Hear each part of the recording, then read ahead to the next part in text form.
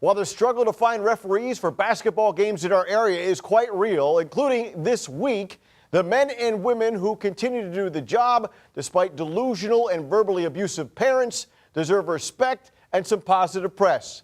Tonight's Star and Stripes, Mike McGurk.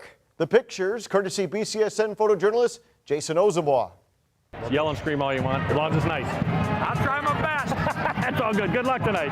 Having come up playing sports through the CYO program at St. Pat's, just decided to get into officiating, and got the court time, the classroom time with the folks at CYO. Did it all through high school. Then when I was a sophomore in college at Defiance College, I was playing baseball. My coach, Craig Rutter, he was a licensed Ohio high school official. He said, "Why don't you get your state license?" It was my sophomore year. That was in '89. And I'm like, well, I never thought about it. So anyways, went ahead and did it, and the rest is history. I've been officiating for the past 30 years. I had to take some time off after graduation for travel for some work, and officially been back active a little over 16 years. Good luck.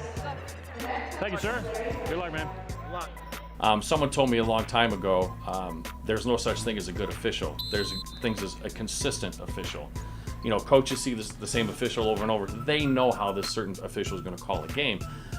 For me personally, I'm always asking people that I work with for the first time or whoever, how did I do? What can I do differently? I don't have a huge ego to say I don't need to learn anything. I want to learn as much as possible. I'm in this I want to do it. I want to do it the right way, not just do it. I have no problem asking the guys I work with, what can I do? What did I do wrong on this? What can I improve on?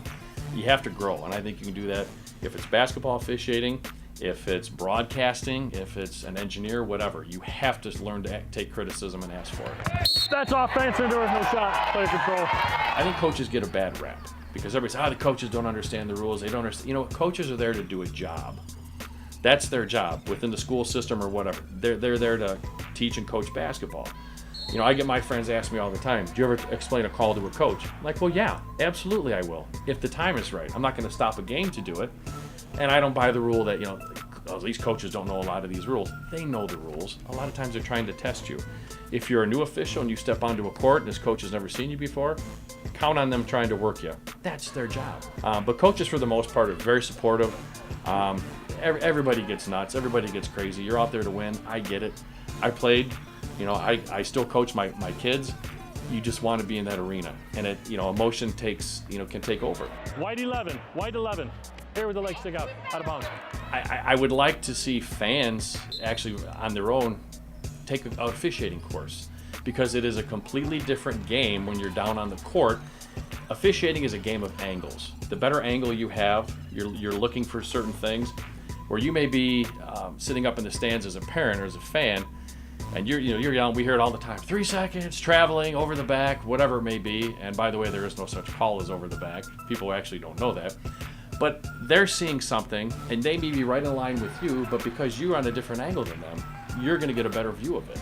I think having fans educated, and not just to pay their $6 or $7, and they get to scream and yell and harass the officials, that doesn't seem to be the way to go. You're not setting a good example for your kids.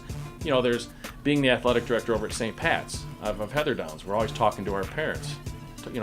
If you're getting a little rambunctious in the crowd, your kids that are playing are the ones that are going to be affected by it. I don't care if they're 3rd or 4th graders, or if they're sophomores or juniors in high school. The kids are the one that's going to be affected by it. My hope would be to see some of the parents, some of the fans, get online and take a course. Go to some of the local officiating associations. Go to a CYO class and just watch. It's completely different from what you see in the stands than it is on the court. Come over this way, half step. Watch the backboard on your throwing. Here we go.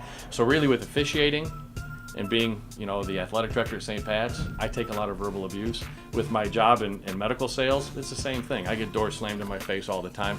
I don't have a problem with it. As long as you don't take it personally, that's the big thing. But over at St. Pat's, our recent pastor who passed away, Father Tony, would always ask me, how you like it? How's it going? And I'm like, Father, you know what? The kids are great. Working with the parents can be disheartening sometimes and frustrating. And he would roll his eyes. Yeah, I know what you mean. I know what you mean. But overall, it's a great experience. We have great parents over at St. Pat's. They're very supportive. I'm as guilty as the next person. My kids play, if I'm watching in the stands or if I'm coaching on the sidelines, yeah, I get crazy. you know, you want the kids to play hard and you want them to win, but then you just kind of, you know, pull back the reins and say, hey, this is all for the kids. And we want to put them in an environment that they're going to be successful in and they're going to remember for a long time to come. That's a nice travel you missed on there, by the way.